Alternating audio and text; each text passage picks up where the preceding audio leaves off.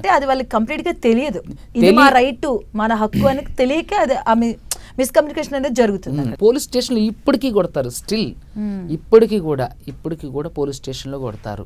ఒక తోలు అంటే అలాంటి ప్రవర్తన పైన కూడా మనం యాక్షన్ తీసుకోవాలి ఖచ్చితంగా. కానీ ఈ ఎవరైతే బయటకు వచ్చిన విక్టిమ్స్ ఎవరైతే ఉన్నారో దరిద్రులు చాలా మంది చెప్పడానికి భయపడతారు. సార్ జరిగిపోయింది కదా సార్, వదిలేండి సార్. నిజంగా పోలీసుల ద్వారా వేధించబడ్డోళ్ళు, ఏ తప్పు చేయకుండా పోలీసుల ద్వారా వేధించబడ్డోళ్ళు కూడా ఇప్పుడు ధైర్యం వచ్చింది. ఇప్పుడు ఈ 2020 ఆఫ్టర్ కరోనా తర్వాత నుంచి చాలా మందికి యూత్లు ధైర్యం వచ్చింది. అంతకుముందు నా సర్వీస్లో నేను ఎవరిని చాలా తక్కువ మంది, ఇప్పుడు చాలా మంది ధైర్యంగా వచ్చేస్తున్నారు. మీరేంటంటే సోషల్ మీడియా బాగా ఇన్ఫ్లుయెన్స్ చేస్తుంది.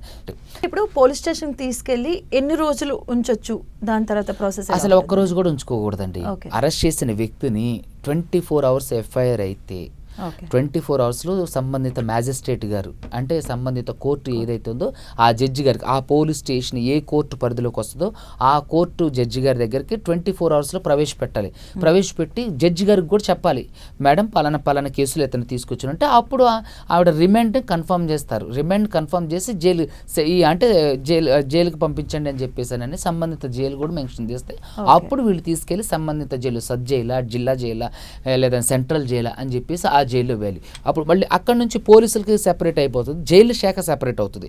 సో జైలు శాఖ వాళ్ళకి అప్పటి నుంచి వాళ్ళు పోలీసు వాళ్ళు గట్ట కస్టోడియల్ టార్చర్ పెట్టి కొట్టి ఏం చేస్తుంటారంటే చాలా వరకు విపరీతంగా కొట్టి టార్చర్ పెట్టి నువ్వు మ్యాజిస్ట్రేట్ గారికి చెప్తే మాత్రం నేను వచ్చిన తర్వాత నువ్వు మళ్ళీ మా దగ్గరికి వస్తావు, మళ్ళీ నిన్ను విపరీతంగా కొట్టి చంపేసి అంటే చికా చేస్తావు, నేను అది చేస్తాను ఇది చేస్తూ ఉంటారు. సో అక్కడ చాలా వరకు విక్టిమ్స్ లేదంటే అక్యూజులు భయపడుతుంటారు. దయచేసి వాళ్ళు ఎప్పుడైతే అలా చెప్పారో అలాంటి సందర్భాన్ని వాళ్ళు చెప్పినట్టు మీరు ఫాలో కాకండి.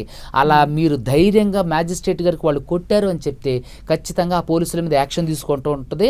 తర్వాత మీ మీద వాళ్ళు చేయి వేయడానికి కూడా భయపడతారు. సో ఇంకొకసారి ఇంకొకరిని చేయకోకుండా ఉండడానికి అవకాశం ఉంటుంది. ఏది ఆ పోలీస్ ఆఫీసర్ ఇంకొకరిని చేయకుండా ఉంటుంది. కాబట్టి దయచేసి విక్టిమ్స్ అయినా అక్యూజులు అయినా మిమ్మల్ని కొట్టినప్పుడు మ్యాజిస్ట్రేట్ గారి దగ్గరికి వెళ్ళి, అది ప్రొసీజర్, మ్యాజిస్ట్రేట్ గారు అడుగుతారు మిమ్మల్ని కొట్టారా అని. అది ప్రొసీజర్. అంటే మిమ్మల్ని కొట్టినప్పుడు నిజాన్ని నిర్భయంగా ఒప్పుకోవాలి. ఒప్పుకున్నప్పుడు ఆ సంబంధిత పోలీస్ ఆఫీసర్ మీద యాక్షన్ తీసుకుంటారు, మీకు ఇంకోసారి అలా జరగకుండా చూసుకుంటారు. కానీ ఇక్కడ ఏంటంటే పోలీస్ ఆఫీసర్లు భయపెట్టి మభ్యపెట్టి టార్చర్ పెట్టి అట్లా చెప్పొద్దు, కొట్టలేదని చెప్పండి అని చెప్తారు. దయచేసి ప్రజలందరికీ నేను చెప్పే విన్నపం ఏంటంటే మీ మీద అలాంటి కస్టోడియల్ టార్చర్ జరిగినప్పుడు ఖచ్చితంగా జడ్జి గారికి చెప్పండి. అది చాలా ముఖ్యమైన అంశం. ఓకే. అలాగే ఇప్పుడు ఫర్ ఎగ్జాంపుల్ సార్